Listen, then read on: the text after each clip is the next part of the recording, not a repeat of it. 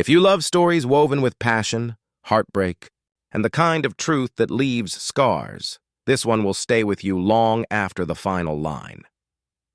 The sound that tore through my sleep wasn't the gentle chime of an alarm or the muffled noise of a hotel hallway. It was sharper, metal against metal, the distinct click of a key turning in a lock. My heart jolted violently. My breath caught halfway in my throat. The red glow of the clock read 6:03 a.m. Beside me, Noah was still asleep, his arm draped over my waist, his steady breathing brushing warmth against my neck. Morning light filtered softly through the curtains, painting the room in pale shades of guilt and confession. Then came that sound again, someone unlocking the door. That wasn't housekeeping.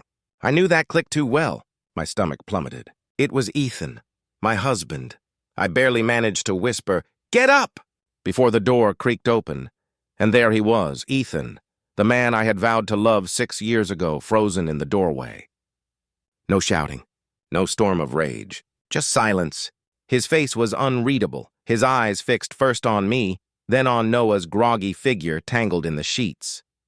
The quiet was unbearable, thick enough to choke on. Without a word, Ethan let the hotel key slip from his fingers. The soft clink echoed through the room before he turned and closed the door behind him. Slowly, deliberately. My entire body shook. Noah sat upright, eyes wide, realization dawning. "Was that your husband?" he whispered. I couldn't answer. My hands trembled as I scrambled for my clothes, panic clouding every thought. How had Ethan found me? I had erased every possible trace. I told him I was spending the weekend with old college friends. I even made a fake Airbnb booking to make the lie believable. Every excuse had been rehearsed, perfected, until it all shattered in seconds. When I finally reached home an hour later, his car was parked in the driveway. I braced for shouting, tears, accusations, anything. But when I stepped inside, the house was empty. No note, no packed bags, just silence. The kind that presses down on your chest until you can barely breathe. For 3 days, I lived in torment. I called, texted, begged, but Ethan was gone. He didn't show up at work. His phone was off. The only sign that he was still out there was a $3,000 withdrawal from our joint account. On the 4th day, I came home from the grocery store and nearly dropped the bags. He was there, sitting calmly on the couch, scrolling through his iPad as though nothing had happened. "Hi," he said, voice even, disturbingly calm. My throat burned. "Ethan, please." "I'm so sorry. I don't even know where to begin. Please let me explain." He looked at me with the kind of quiet composure that was more terrifying than fury. "How long?" he asked. That pause, the silence before I could speak, was enough. The truth was already written across my face. I collapsed into a chair, tears breaking free.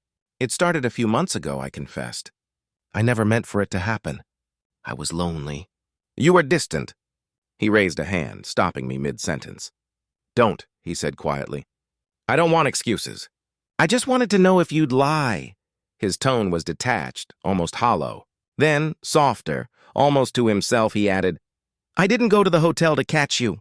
I went to surprise you. You'd been stressed, so I booked a spa package. When I got there, the receptionist said my wife had already checked in with a man. My world spun. I couldn't speak. I saw enough," he said simply. "That's all I needed." He stood, grabbed his keys, and added, "I'll be at my sister's for a few days. Don't call me." Then he left, calm, deliberate, leaving me surrounded by the ruins of what I had done. The days that followed were endless. I couldn't eat, couldn't sleep, couldn't think. I had destroyed the one person who had always stood by me. Ethan wasn't just my husband. He was my safe place, my calm, the man who always believed in me. And I had traded that love for a moment's thrill. On the 6th day, I came home to a manila envelope on the counter. My hands trembled as I opened it. Divorce papers. No note, no words. Just the silent end of everything. My heart shattered all over again. I drove straight to his sister's house. She looked at me with pity but let me in.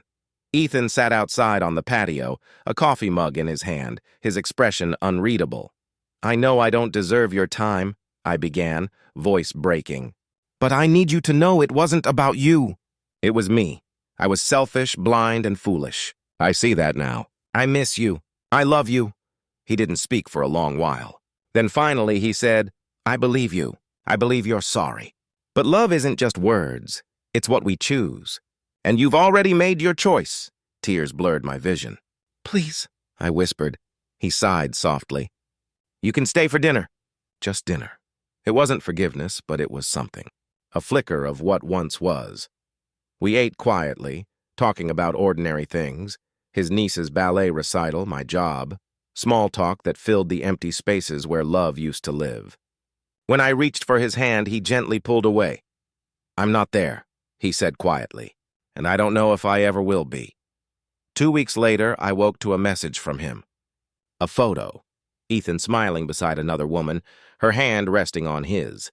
No caption, no words. Just truth. He had moved on, and in that moment I understood. This wasn't revenge, it was consequence. I hadn't just betrayed him in that hotel room.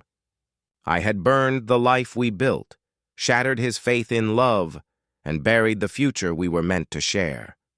The cruelest part was that I still loved him. But love can't fix the damage we cause.